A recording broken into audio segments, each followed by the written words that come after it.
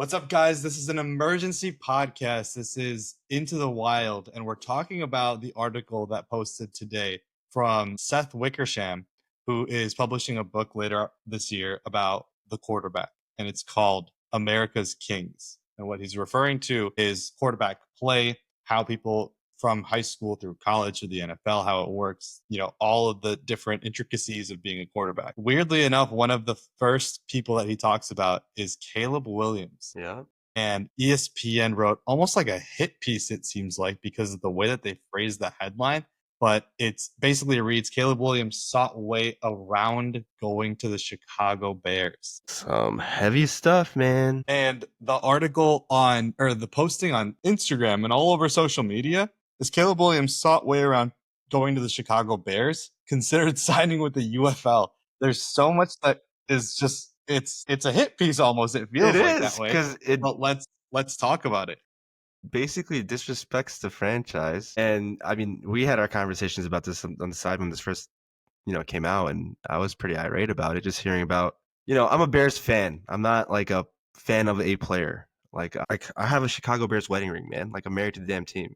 Like I love my players. When you ask me who my favorite players, like football players are, I can only name you Bears players. And so that's how much I love the Bears, and that's how much I'm loyal to the Bears. And that, that was like the thing about Caleb that I was, hesitant about when he was getting drafted in that pre-draft process.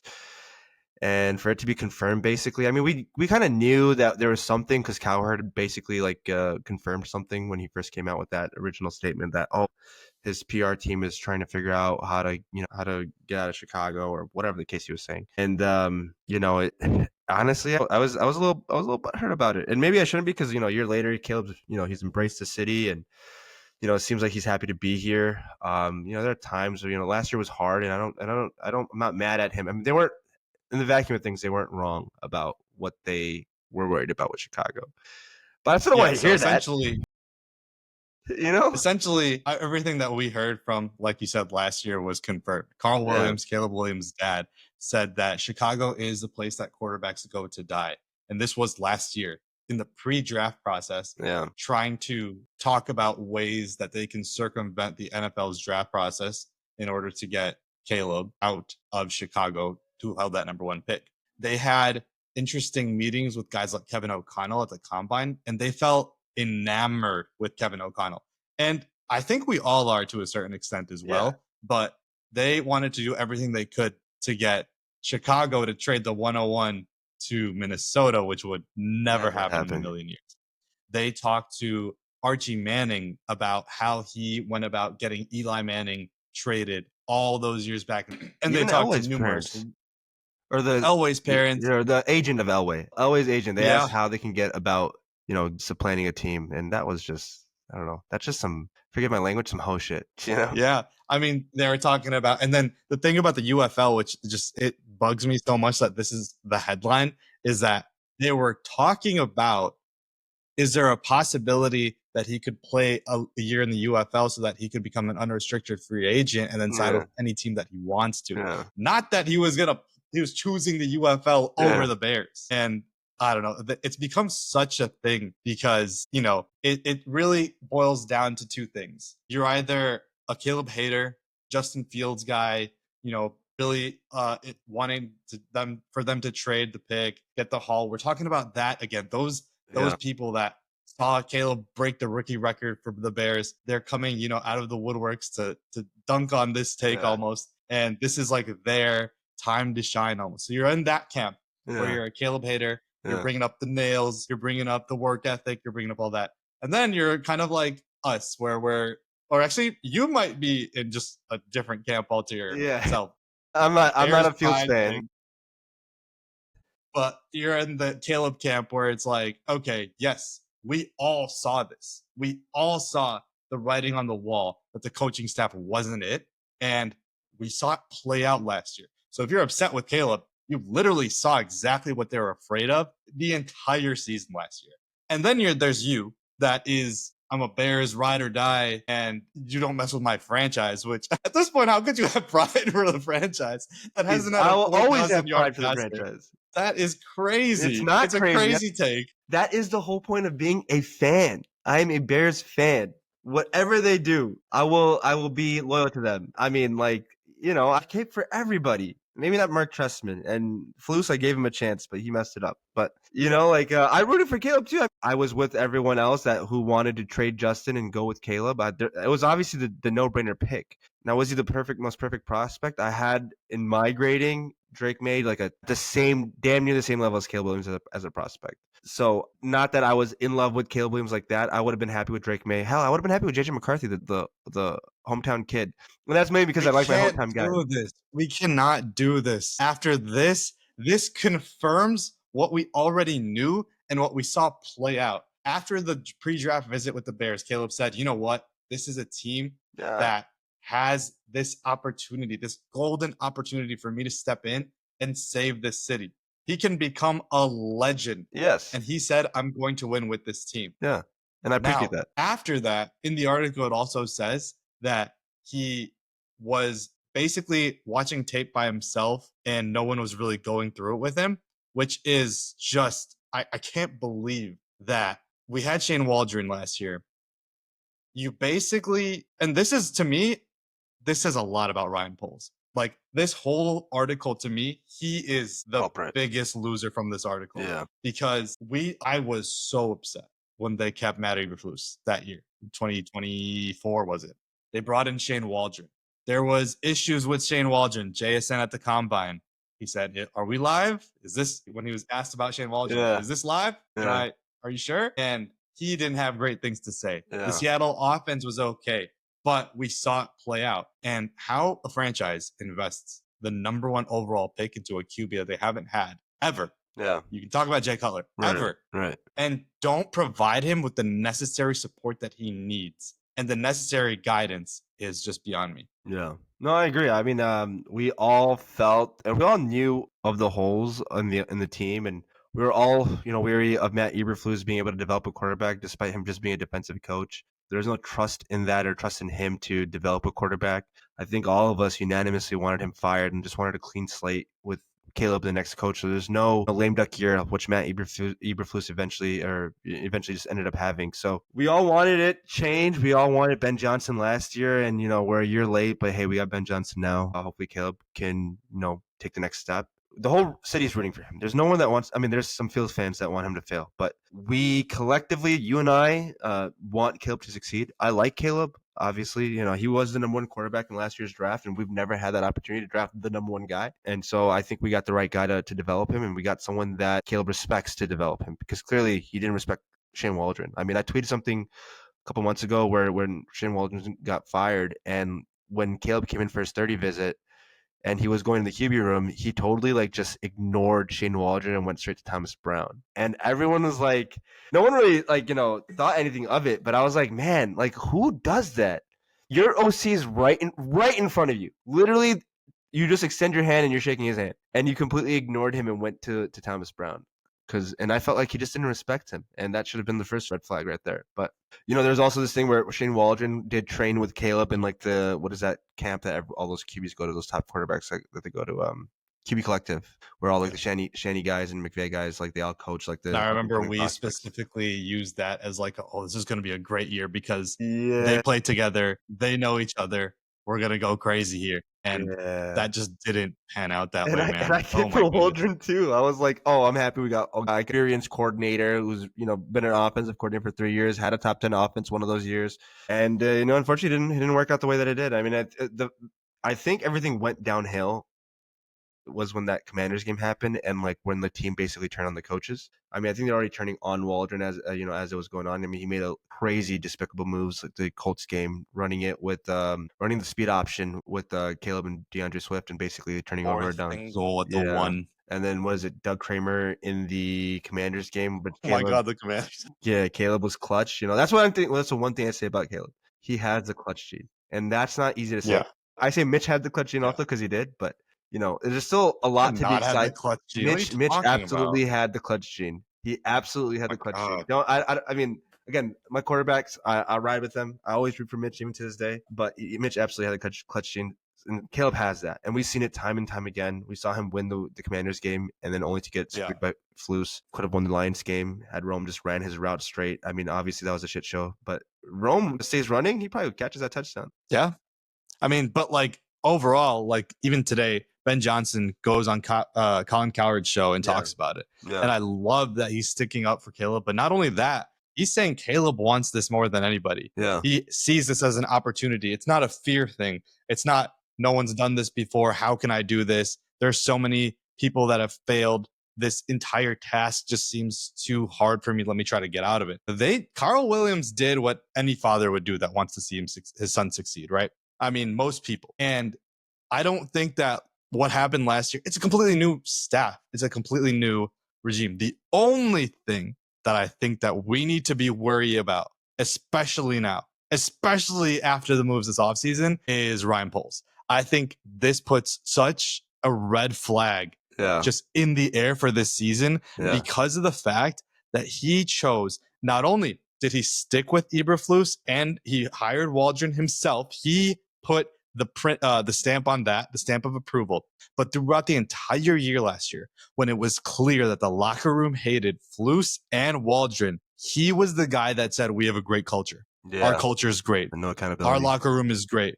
We have a bunch of young players. We're developing them. And he even threw Caleb under the bus a couple times at the combine. He was saying he needs to learn how to be a pro in college. The college way with the NIL, with the different ways that it's evolved, doesn't really allow players to progress and to show them how to be a pro like they used to. And he said Caleb needs to be a pro. And while there is accountability on Caleb for sure, obviously, like you have to ask, you have to reach out. The fact that he's saying there was nobody in the room with me to break down film like a coach should, or the Chicago Bears should have put in place for their number one quarterback is beyond me. And especially with the moves that we saw with the draft, dude, Poles. I'm gonna say it, Poles on the hot seat.